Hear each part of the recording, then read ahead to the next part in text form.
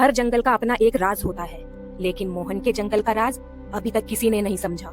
जो लोग वहाँ रात में घुसते हैं वो या तो लौट के नहीं आते या फिर कुछ ऐसा लेकर लौटते हैं जिसकी कोई वजह नहीं होती।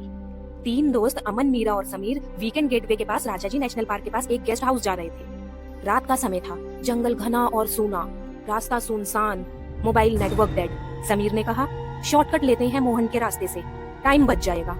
मीरा कहती है, मोहन? वही जंगल जिसके बारे में लोग कहते हैं कोई साया रहता है वहाँ। अमन हंसता है, अरे यार वो सब पुरानी बकवास बातें हैं, और वो सब उसी रास्ते से चल देते हैं। जंगल के एक मोड़ पर अचानक जीप बंद हो जाती है। समीर बार बार की घुमाता है पर इंजन डेड है। तभी दूर से आती है गुरगुराहट वाली चीख, एक ऐसी आवाज जिसमें जानवर की गुरगुराहट और इंसान की चीख मिलती हो। मीरा कहती है, तुमने सुना? वो क्या था? अमन टॉर्च लेकर उतरता है, मैं देख के आता हूँ। जैसे ही अमन जंगल के एज तक आता है, टॉर्च का फोकस पड़ता है। एक छाया जमीन पर रेत जैसे रहती है, चारों हाथ और पैर, लेकिन उसके पैर इंसानी नहीं और चेहरा एक तरह से धुंधला, जैसे किसी और दुनिया का हो।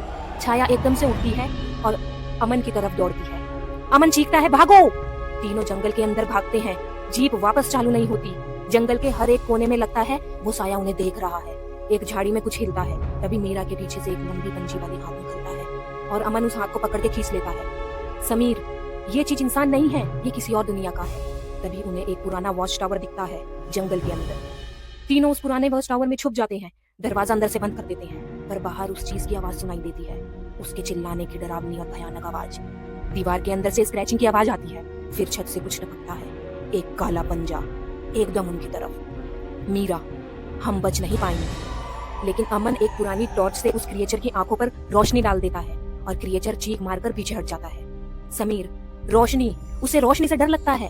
तीनों टॉर्चेस जलाकर उस क्रिएचर को फोर्स करते हैं। क्रिएचर पीछे हट जाता है, फिर एकदम से हवा में गायब हो जाता है, जैसे कभी था ही नहीं। बाहर सब कुछ शांत हो जाता है। जीप वापस चालू होती है बिना किसी वजह से।